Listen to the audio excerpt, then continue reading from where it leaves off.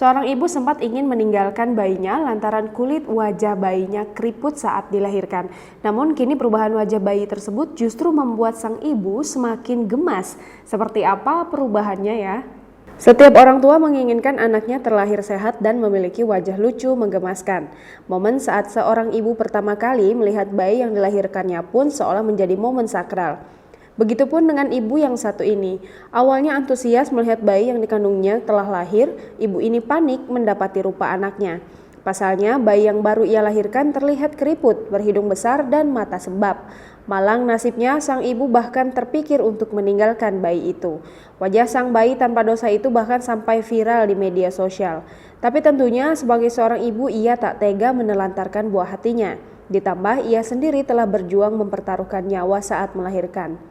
Dilansir dari eva.vn, sang ibu akhirnya membawa pulang, merawat dan mengurus bayinya dengan baik. Beberapa bulan berlalu, perubahan mencengangkan terjadi pada sang bayi. Transformasi dari bak itik buruk rupa menjadi angsa cantik pun menggembarkan lini masa. Dirawat oleh sang ibu dengan baik, bayi itu tak hanya tumbuh sehat namun wajahnya menjadi tampan.